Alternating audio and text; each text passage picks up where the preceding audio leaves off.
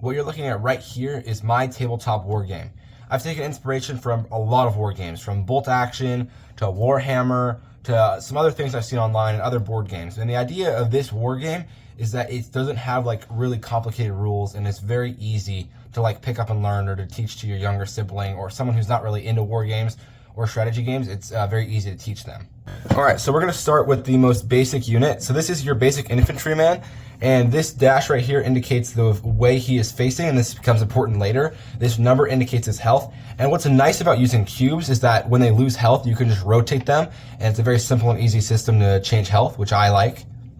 So before we move on to any of the other guys, I think it's important to understand how combat works, because that's going to be kind of essential for a lot of the other guys. So the way combat works is, let's say I have two infantry.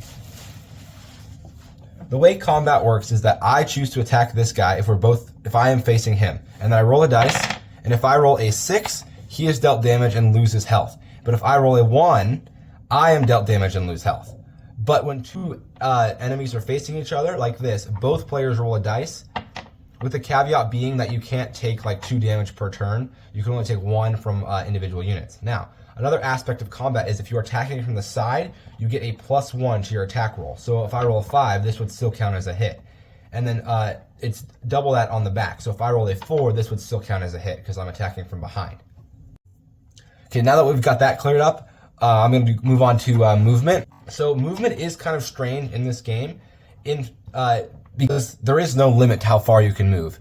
You can take a unit and move it as far as you want in a straight line, but only in straight lines.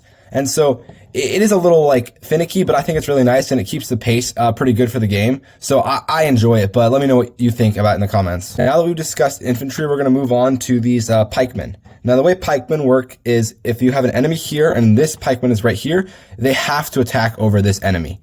Okay, so this guy would attack this guy, and because they're not facing each other, only this guy would deal damage, and this guy has to attack over another unit. He can't attack like directly like this.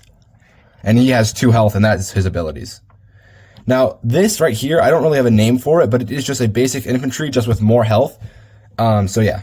All right, this right here is an archer. And what's annoying about this is I had trouble making this piece to fit with a lot of the other rules of the game. But the basic principle is that you take your thumb to your pinky like this, and that is how far they can shoot. So like this guy can shoot this far. So that's the idea behind it. It's a little finicky, and if you have tiny hands, it does not, you're at a disadvantage, but if there's a better system, let me know. I really don't want to use a ruler, because the idea of the game is that you don't have to like stop and pull out a ruler every time you want to do something. So moving on, another caveat with this guy is that, even if a guy's like over here like this, when this guy rolls, this guy does not roll a defense dice, even if they are facing each other because of the distance. Even if they're like right here, this guy still does not roll a dice roll, just to keep things simple. So like if these guys were facing this guy and this guy attacks, only this guy would roll the dice, despite them facing rule. Alright, so this right here is a cavalry, and cavalry hit on a 5 and a 6. So if I roll a 5 or a 6, they deal damage. And another special thing about them is they have 2 health, and they get 2 moves. So I forgot to mention this, but another part of moving is being able to turn. So on your turn, you can either rotate and then move, or move and then rotate. So for example, I could do this, or I could do this. And the cavalry can do that twice. So they could rotate, move, yeah, and then be done. You get 2 movements. That's their thing. This right here is the knight unit, and it has 5 health. It's the strongest unit in the game, so there's not very many of them. And the way it works is it hits on a 4, a 5, and a 6. But it only gets the 1 movement. And so this is a really fun unit when you end up getting into the game.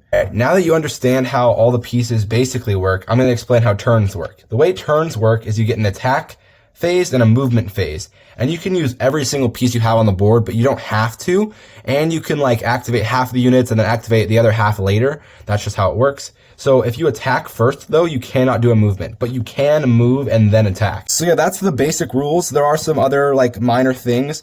For example, if you have a bunch of units lined up, like this, you don't have to roll individually. You can roll 2 collective dice instead of individual dice. And there's a couple other little things. I can't think of any at the moment, but this is the basic principle for my game. I'm calling it Kingdom of Cubes right now. Let me know if you guys think I should improve anything or add any new units.